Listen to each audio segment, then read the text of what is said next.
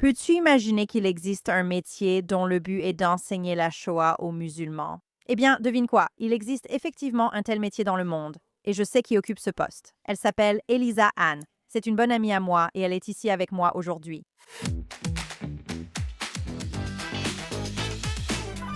Bonjour, c'est un plaisir d'être ici. Je suis ravie que tu sois là. Nous avons émis une mise en garde. Tu travailles pour une organisation appelée Sharaka, à laquelle j'ai eu l'occasion de me joindre à toi. Deux délégations. La première délégation était dans des universités à travers les États-Unis et la seconde en Allemagne et en Pologne, dans les camps. J'ai participé à ces deux délégations avec des musulmans. La deuxième fois que j'ai entendu parler de cette organisation, j'ai pensé, j'adore ce qu'ils font, il faut que j'en fasse partie. Je t'appelle régulièrement pour savoir ce que tu fais, car je veux y participer. Donc, j'aimerais que tu commences par expliquer avant tout un peu ce qu'est Sharaka, et ensuite, parle-nous, raconte-nous. Qu'est-ce que tu fais chez Sharaka? Merci beaucoup de m'avoir invité, c'est vraiment un honneur et un privilège pour moi de pouvoir partager ce que je fais et de parler de Sharaka également. Donc Sharaka a été fondé juste après les accords d'Abraham, vraiment, pour créer un premier lien entre les peuples du Maroc, de Bahreïn, des Émirats arabes unis et d'Israël. Créer des liens et briser les stéréotypes ancrés depuis longtemps dans la région. Nous avons commencé à fêter ensemble Tu Bishvat, Hanouka, l'Aïd et d'autres fêtes, et à planter des arbres. Au Maroc, nous avons célébré le Ramadan avec des rabbins et des imams. Quelle meilleure façon de rapprocher les gens. Mais nous avons aussi compris que relier ces personnes nous offre aussi une plateforme pour éduquer. Dans certaines régions du Moyen-Orient, la déformation de la Shoah, le déni et l'antisémitisme ont longtemps marqué leur discours, leur éducation et d'autres domaines. Ils ont entamé leur déradicalisation, même avant les accords d'Abraham. Mais nous avons compris que notre plateforme nous permettait de prendre l'initiative et d'enseigner aux gens ce qu'est la Shoah afin de lutter contre l'extrémisme aujourd'hui. Nous analysons les idéaux nazis, leur origine et leurs conséquences. Pour apprendre sur l'extrémisme et lutter contre le racisme, l'antisémitisme et l'extrémisme au Moyen-Orient et dans la société. Nous organisons des délégations et remercions nos sponsors, la conférence KAIMS, qui rendent notre impact possible. Nous organisons des délégations en Israël depuis le monde arabe, musulman, la Pologne et l'Allemagne, puis donnons des conférences sur des campus et dans diverses communautés américaines. Parce que ce n'est pas un message qui doit seulement être partagé au Moyen-Orient, mais je pense que tout le monde doit comprendre qu'aujourd'hui, dans le monde actuel, c'est possible. Bâtir des ponts entre les régions, comme notre slogan l'affirme, est possible et essentiel. Et ce n'est plus seulement entre les accords d'Abraham, mais dans toute la région. Vous savez, la nature géopolitique de tout s'élargit également. Et à mesure que cela s'étend, la mission de Sharaka s'étend aussi à différentes régions. Cette année, à la Marche des Vivants, 37 participants étaient présents, venant notamment de Jordanie, du Liban et de Syrie. C'était la première fois que nous pouvions le faire, alors qu'avant, même avant le cessez-le-feu, nous avions déjà fait venir des personnes de cette région. Et nous voyons le travail que nous accomplissons, nous voyons les réactions que nous recevons de la région. Et nous voyons une immense coalition de voix modérées au Moyen-Orient qui nous contactent chaque jour en nous demandant « Comment puis-je faire partie de Sharaka ?» Donc, je voudrais vous interroger à ce sujet. Commençons donc par parler de la période avant le 7 octobre, car évidemment, le 7 octobre a apporté de nombreux défis à une organisation comme Sharaka. Avant le 7 octobre, allons-y. Même avant les accords d'Abraham, nous avions déjà des traités de paix avec l'Égypte et la Jordanie. Pourquoi n'avons-nous pas vu une véritable paix chaleureuse avec ces pays? Pourquoi Sharaka? Je me demande vraiment pourquoi, surtout depuis le début après les accords d'Abraham, pour instaurer une paix sincère et durable entre les peuples.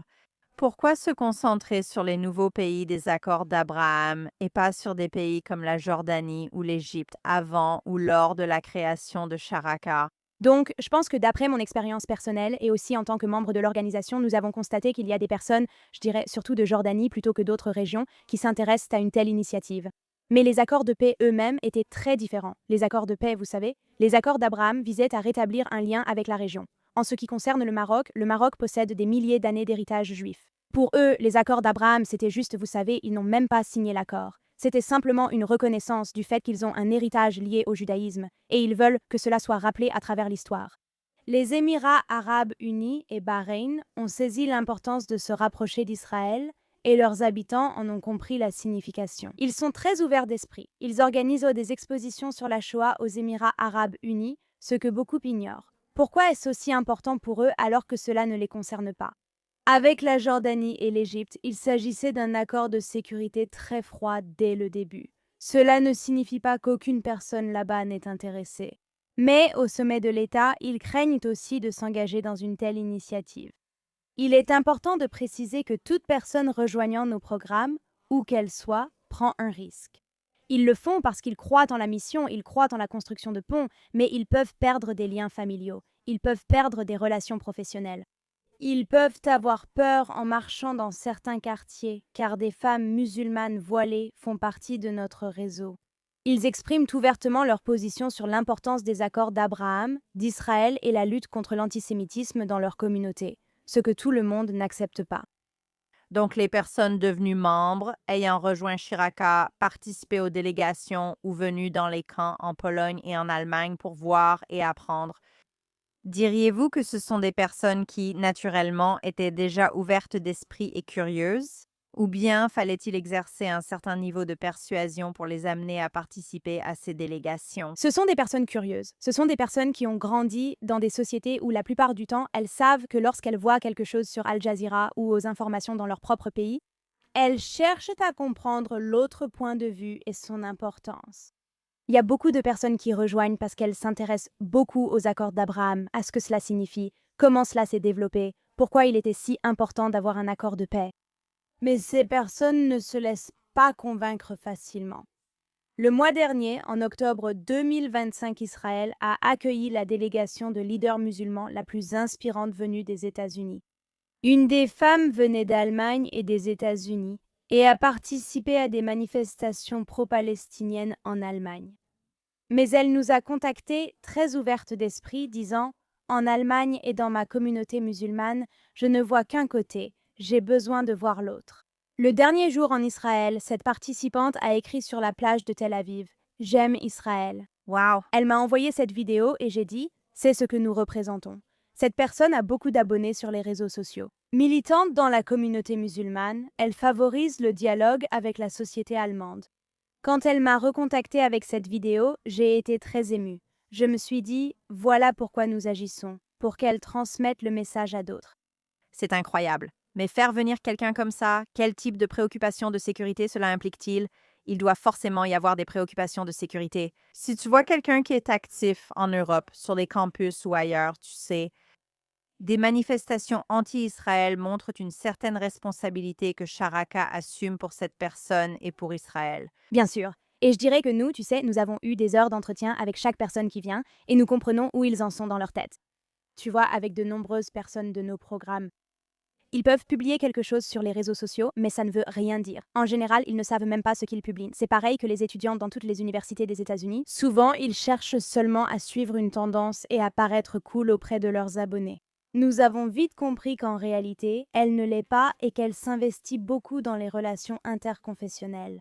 Et ça, vous savez, elle a même supprimé toutes ses publications et elle nous a dit très clairement « Je sais que je ne sais pas grand-chose. » Et c'est à ce moment-là, vous savez, nous les accueillerons. Et ils rejoindront nos délégations, et nous les éduquerons, et nous leur montrerons autant de voies diverses que possible au sein des délégations en Israël.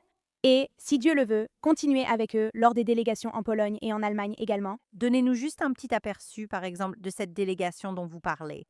Quel lieu en Israël leur faites-vous découvrir? Qu'est-ce qui compte pour eux? Donc, quand nous allons en Israël, nous commençons toujours, et nous faisons, comme Jérusalem en premier, l'important lien entre toutes les religions des accords d'Abraham et Jérusalem.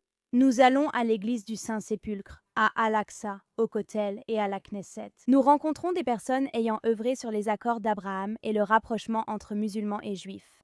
Nous passons une journée de séminaire à Yad Vashem où nous découvrons la Shoah et participons à des ateliers sur la transmission de ce message aux communautés. Nous les aidons à comprendre, à utiliser leurs connaissances et à réfléchir à leur transmission.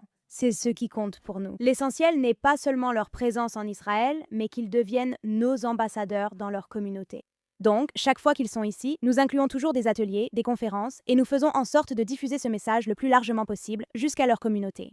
Nous allons dans le sud constater les conséquences du 7 octobre, rencontrer des survivants et la communauté bédouine à Rahat pour mieux comprendre. Le 7 octobre a touché non seulement les Juifs, mais aussi de nombreuses communautés musulmanes.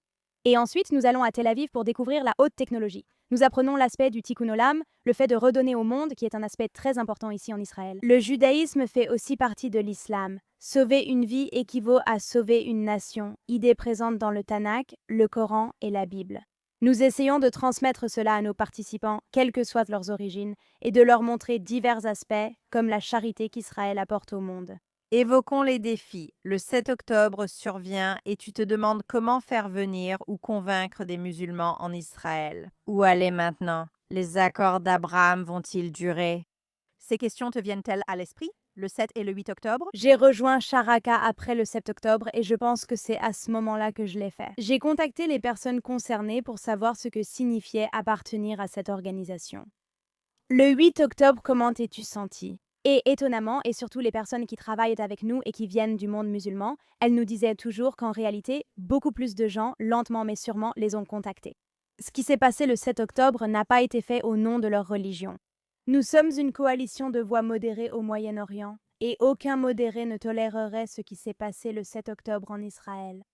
Nous l'avons constaté. Les gens étaient plus réticents à s'exprimer publiquement, à commenter sur les réseaux sociaux ou à participer à nos programmes. Mais leur voix était présente et ils nous contactaient chaque semaine. Ils nous disaient à quel point ils voulaient en faire partie d'une organisation comme la nôtre et à quel point il est important que nous ne cessions pas le travail que nous faisons.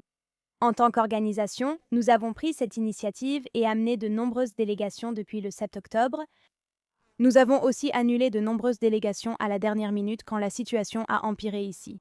Nous avons encore des listes d'attente de personnes voulant venir, apprendre et participer. Ce n'est pas seulement une délégation, mais un réseau, une adhésion à la communauté Sharaka.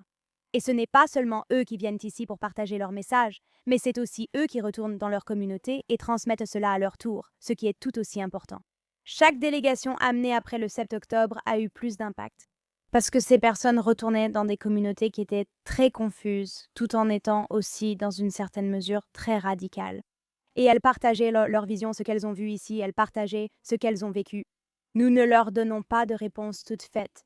Venez voir, puis partagez dans votre communauté ce que vous avez découvert. J'ai 2 questions à ce sujet.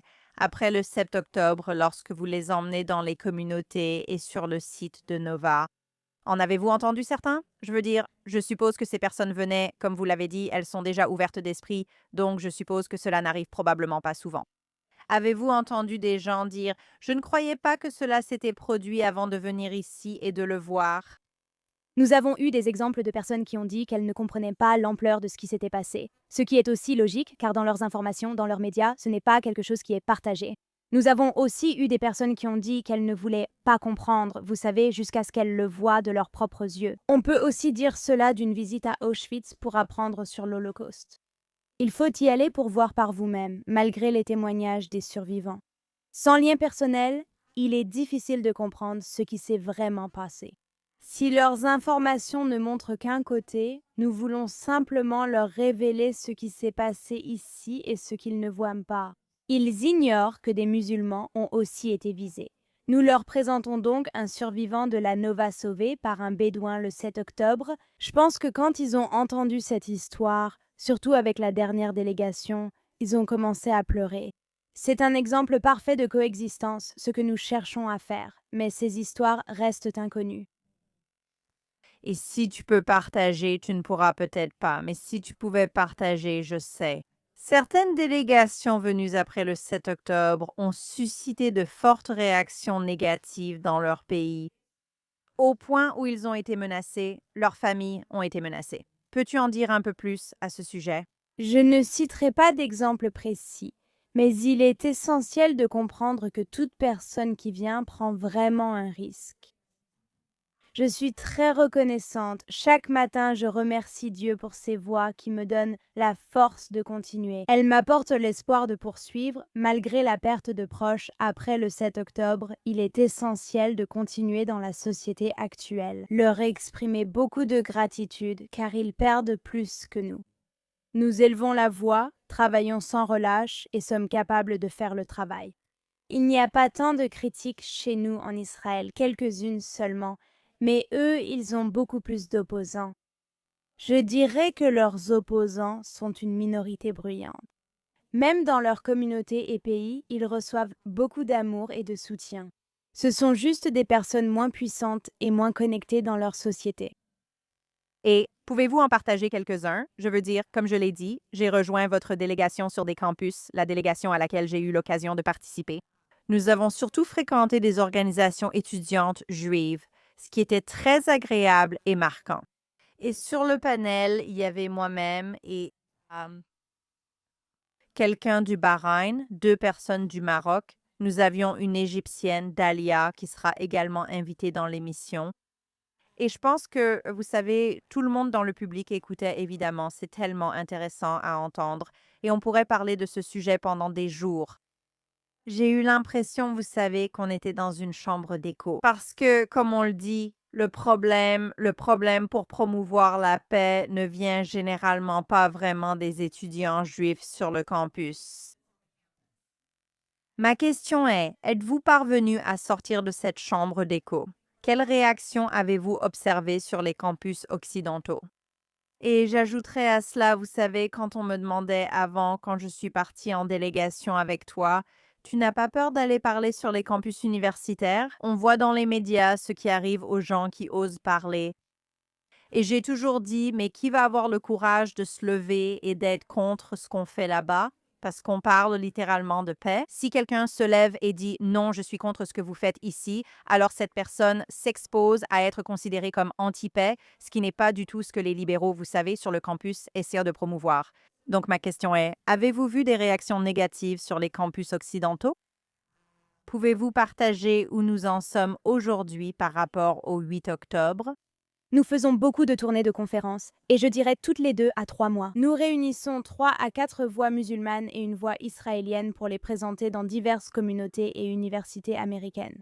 Personnellement, j'ai été accueillie à plusieurs reprises par des étudiants de classe majoritairement musulmanes. Nous pouvons non seulement briser la chambre d'écho, mais aussi nous adapter aux attentes de la communauté qui nous invite. La plupart du temps, nous nous adressons à des publics non juifs ou sur des campus mixtes et ouverts à tous. Je peux donner un exemple vécu au Texas où environ 70% de la classe sur ce campus était probablement musulmane. Et ils écoutaient, ils étaient choqués, ils sont venus poser des questions et ils étaient vraiment très ouverts d'esprit. Et leur professeur là-bas, bravo à lui, vraiment. Bravo aux professeurs qui motivent leurs étudiants à suivre ces cours. Ce professeur a su instaurer un dialogue enrichissant. Oui, il y avait des questions critiques, mais nous pouvons y répondre. Il faut s'asseoir, apprendre et comprendre que c'est possible, vous voyez?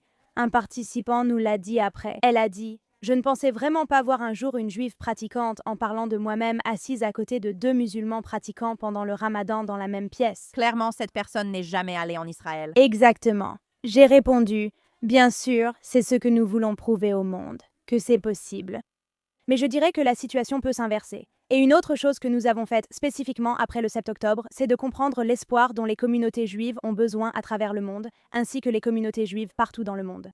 Elles ont besoin d'un signe d'espoir pour croire en la coexistence. Ayant participé à ce travail, je sais que de nombreuses communautés ont perdu confiance après le 7 octobre. Leur travail interreligieux restera possible.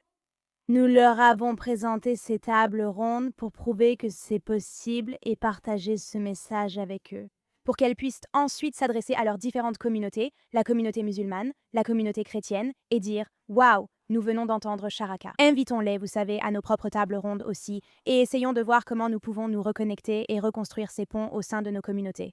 Donc, grâce à Dieu, nous sommes vraiment reconnaissantes de pouvoir parler dans des mosquées et des églises, sur des campus. Oui, il y a eu de nombreux événements avec des manifestants et des annulations de dernière minute, mais cela reste minoritaire. Des Juifs et musulmans se réunissent encore pour discuter de paix malgré les protestations. Je précise que cela s'est produit à Pittsburgh plus tôt cette année, ce qui m'a choqué. J'aime partager cette histoire car elle est parlante. Nous essayons justement de faire cela. Nous avons organisé un événement dans une église et la responsable SJP a amené un groupe à la dernière minute. Ils restaient à l'arrière, des manifestants silencieux étaient debout au fond. Vers le milieu, la responsable du groupe s'est assise pour écouter.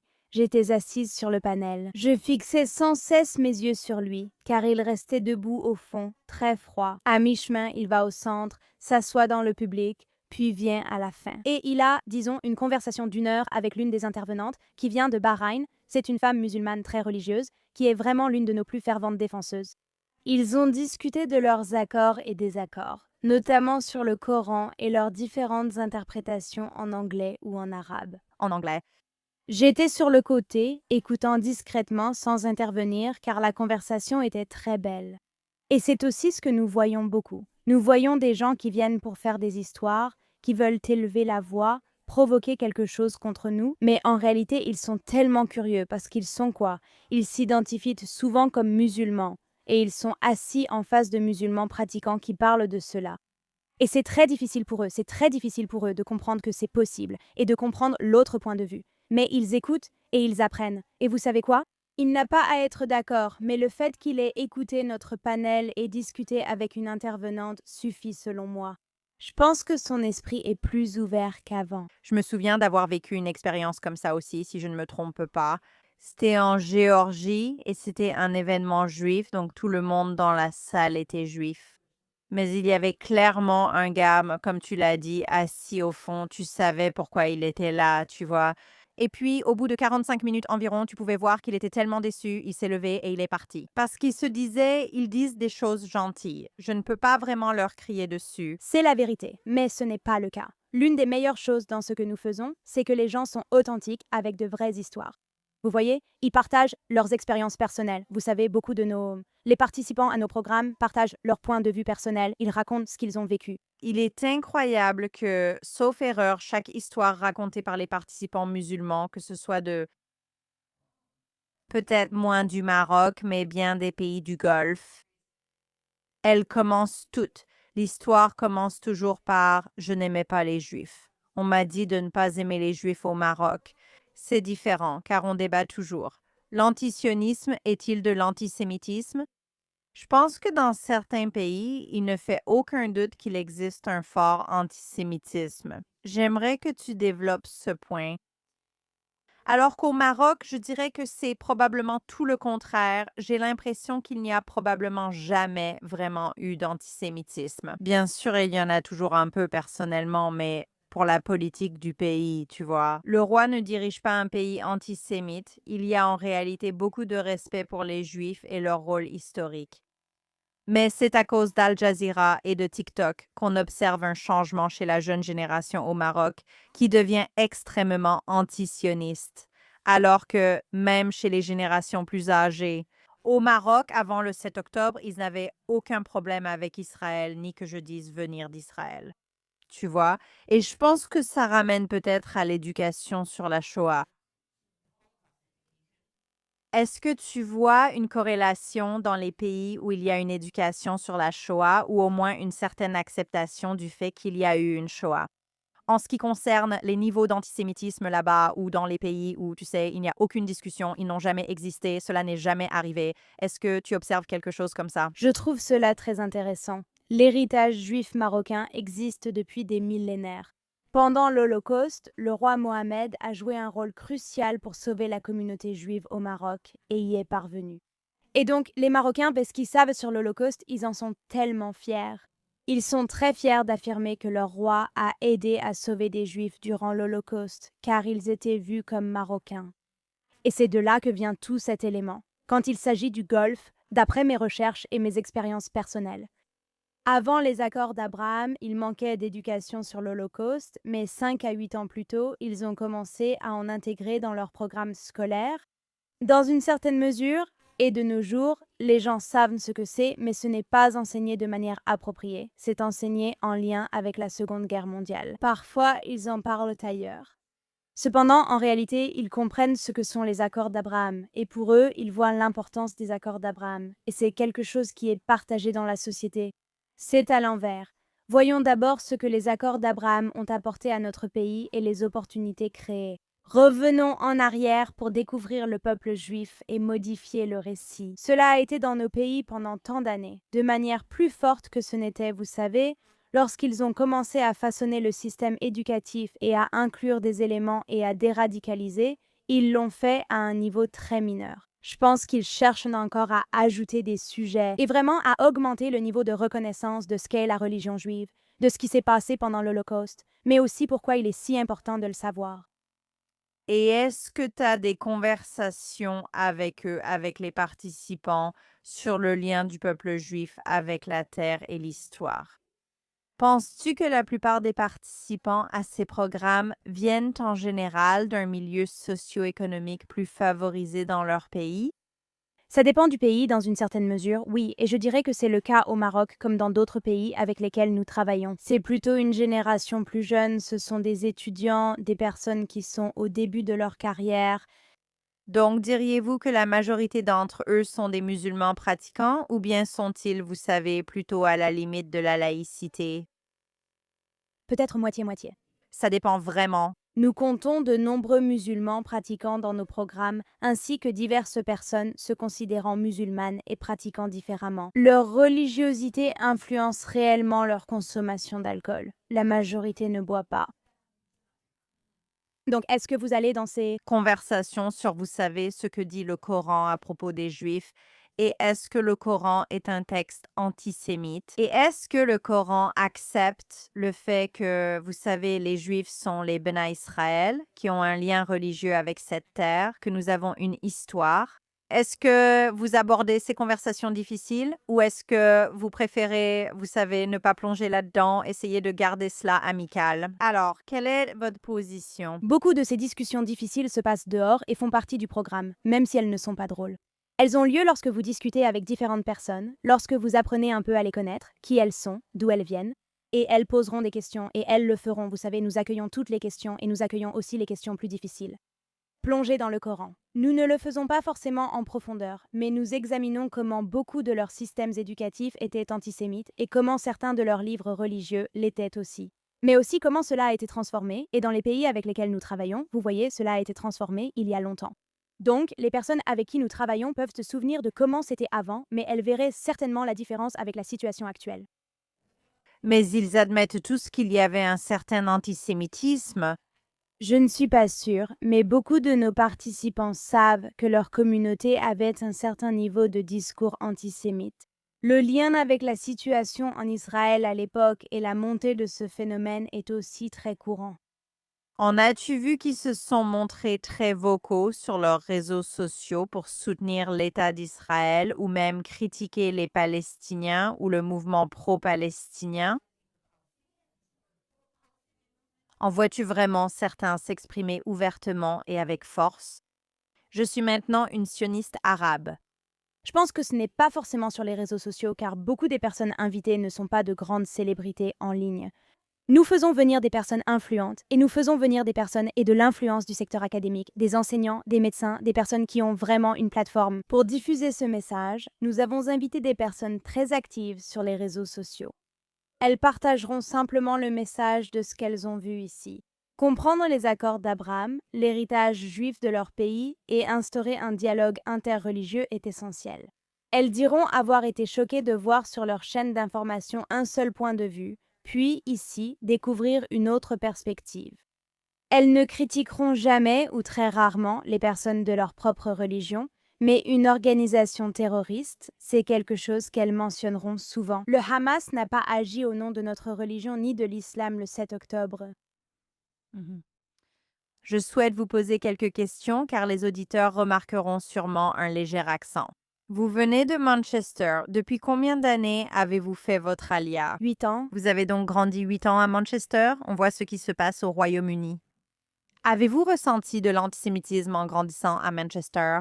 Oui, c'est le cas. Et en fait, l'une des principales raisons pour lesquelles ma famille et moi avons déménagé ici, c'était à cause de la montée de l'antisémitisme. Mon père, originaire de Manchester, disait ne pas avoir ressenti d'antisémitisme en grandissant, mais il l'a perçu en voyant ses enfants grandir. C'était évident. Il y avait de la sécurité devant nos écoles et synagogues, avec des gardes pour accompagner les gens des transports en commun à l'école juive. Quand on nous déposait, cette réalité, nous l'avons vue grandir chaque année.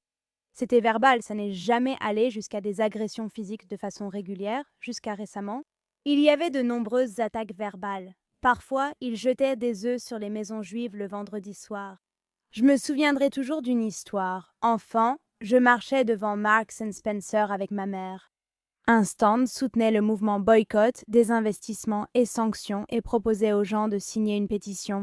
Nous sommes des juifs très fiers, ma mère et moi. Je pense qu'elle portait sans doute l'étoile de David, tout comme l'homme et la femme au stand. Ils voient ma mère et disent « Oh, tu es l'une d'eux !»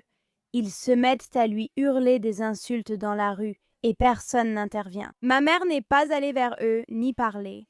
Nous passions juste devant leur stand, sans autre chemin possible. J'avais environ 10 ou 11 ans. Je me rappelle que ma mère m'a pris la main et a couru pour nous éloigner d'eux. Qu'est-ce qui a été le plus dur à comprendre pour ma mère, alors?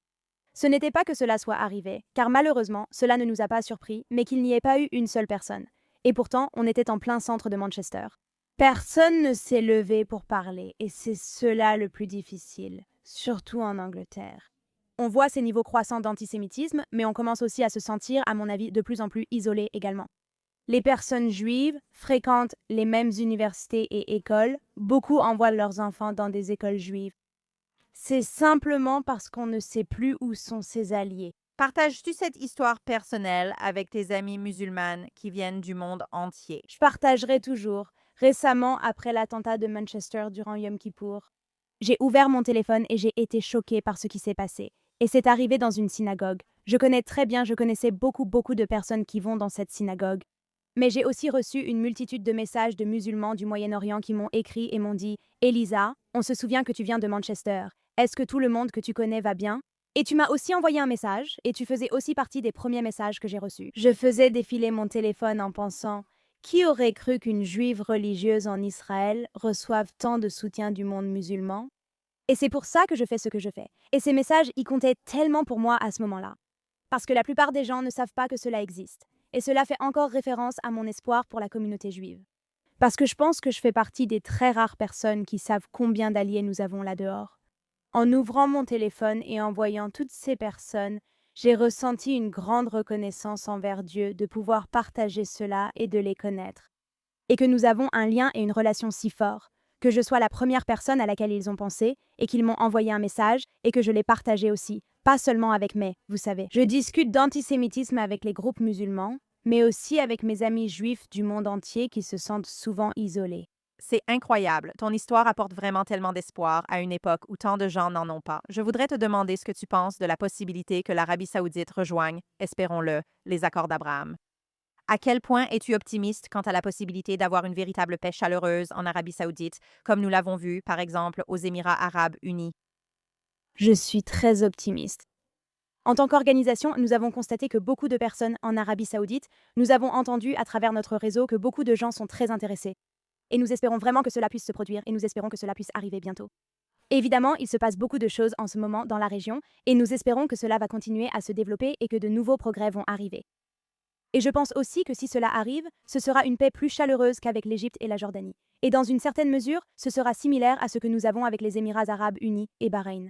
Ce sont nos espoirs, c'est ce que nous espérons vraiment. J'ai hâte d'emmener des personnes d'Arabie saoudite en Israël, en Pologne, en Allemagne ou relier la Mecque au mur occidental.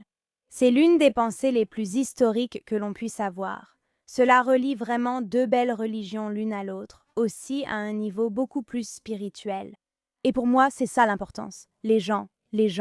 Mais il s'agit aussi de relier ces croyances et religions entre elles.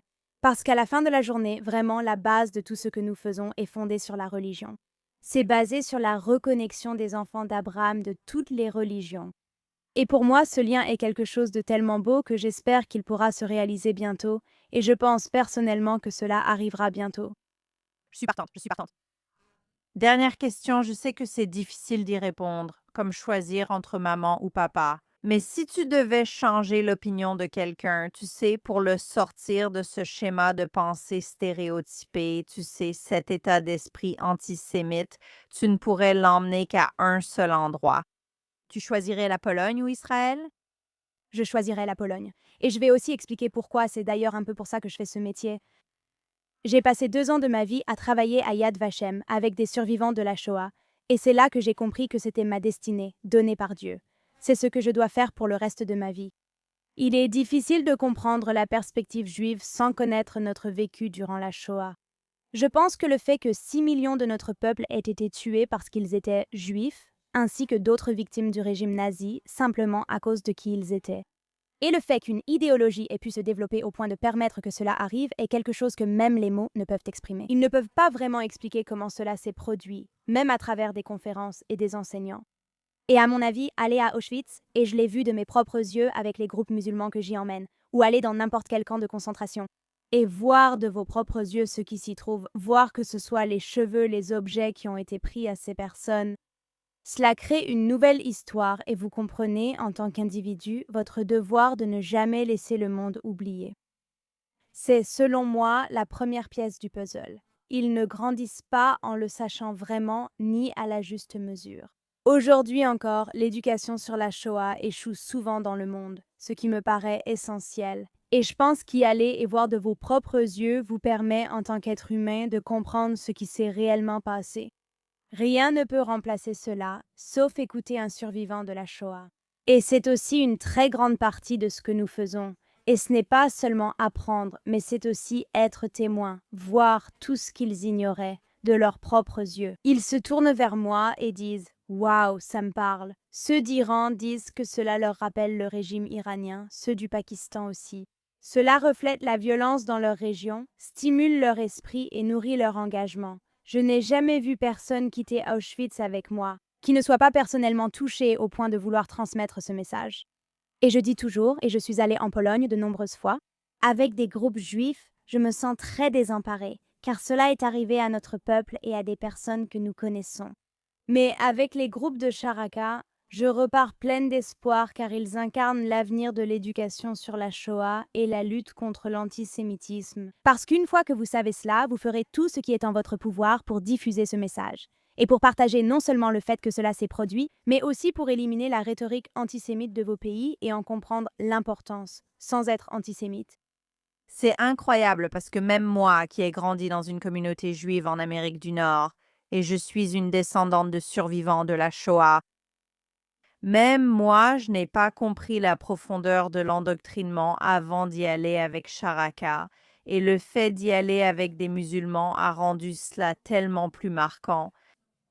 Tu sais, ce qui m'a vraiment changé pendant ce voyage, ce n'était pas Auschwitz ni les camps.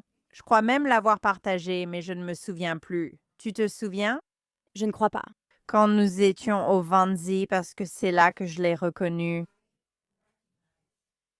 Et c'était après le 7 octobre, et nous étions là pendant que ma cousine était encore retenue en otage. J'étais évidemment très en colère après le 7 octobre, et face à cette situation que j'ai reconnue, tu sais, ma propre rhétorique, et à quel point je pourrais facilement glisser vers l'extrémisme ou des messages haineux de mon côté.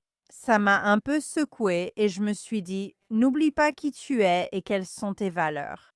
Être ensemble avec des musulmans du monde entier m'a profondément marquée. Alors merci à Sharaka et à Elisa Hans de m'avoir emmenée et d'avoir vraiment changé ma vie. Isha Kouash. J'espère que vous poursuivrez ainsi, car d'autres pays rejoindront bientôt les accords d'Abraham et le travail ne manquera pas.